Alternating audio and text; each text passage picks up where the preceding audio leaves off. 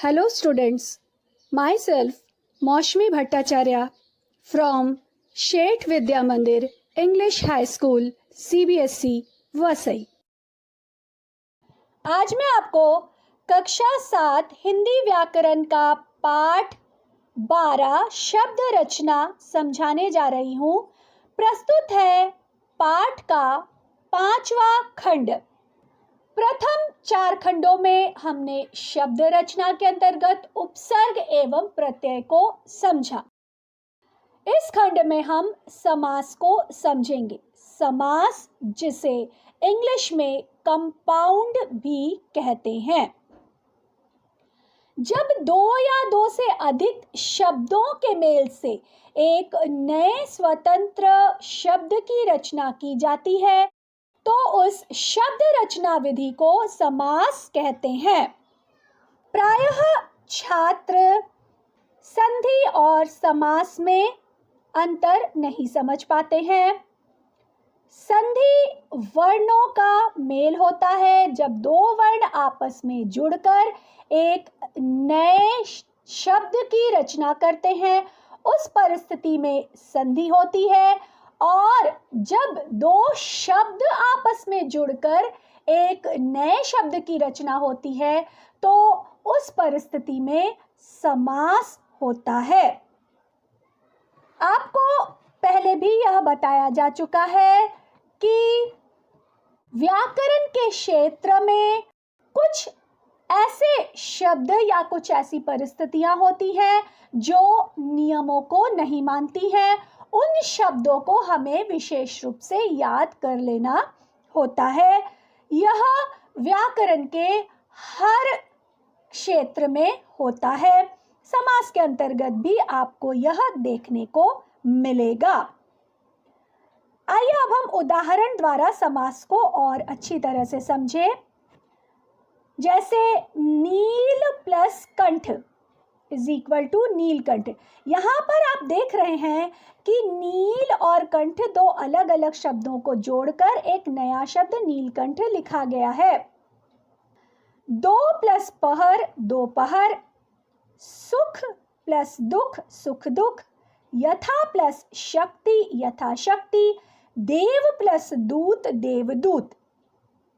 जैसा कि मैंने पहले कहा कि संधि में वर्णों का मेल होता है जबकि समास में शब्दों का मेल होता है। समास रचना से जो शब्द बनता है उसे समस्त पद कहते हैं। प्रत्येक समस्त पद के 2 पद होते हैं। पहला पद पूर्व पद कहलाता है और दूसरे पद को उत्तर पद कहते हैं। तो इस प्रकार से आप यह देख रहे होंगे कि जो उदाहरण हमने पढ़े उनमें कहीं भी वर्णों का आपस में मेल नहीं हो रहा है। दो शब्द आपस में जुड़कर एक नए शब्द का निर्माण कर रहे हैं, इसलिए यहाँ पर संधि न होकर समास के द्वारा नवीन शब्द की रचना हो रही है। आगे कुछ और उदाहरण देखिए।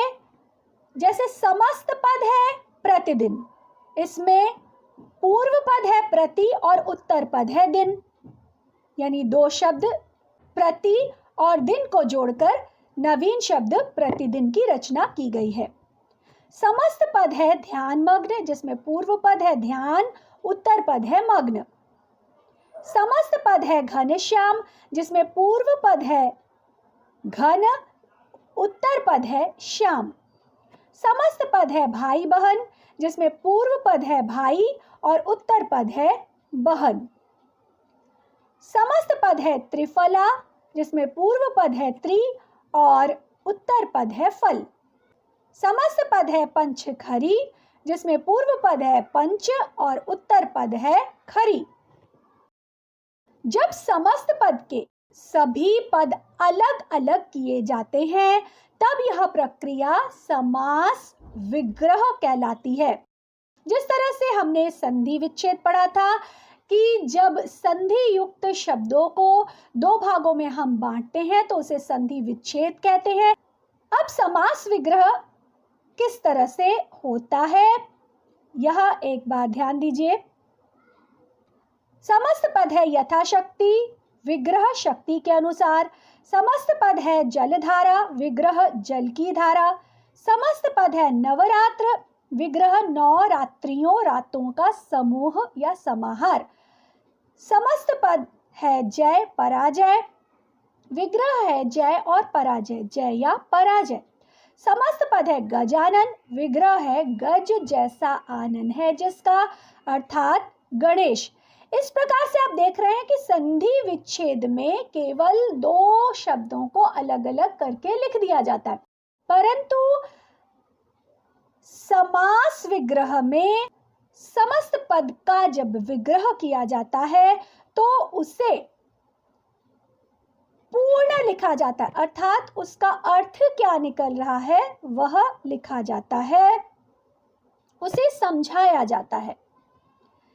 इस प्रकार संधि और समास एक दूसरे से पूर्णतया भिन्न है। अब हम समास के भेदों को समझेंगे। समास के 4 भेद होते हैं: अव्ययी भाव समास, तत्पुरुष समास, द्वंद्व समास और बहुव्रीहि समास। संस्कृत में द्विगु और कर्मधारय समास को अलग अलग भेद माना गया है, लेकिन हिंदी में इनकी चर्चा तत्पुरुष समास के अंतर्गत ही की जाती है। समास के भेदों को विस्तार पूर्वक हम अगले खंड में समझेंगे। पाठ का 5वां खंड यहीं पर समाप्त होता है। पाठ को पुनः ध्यानपूर्वक पढ़ें एवं समझें। धन्यवाद।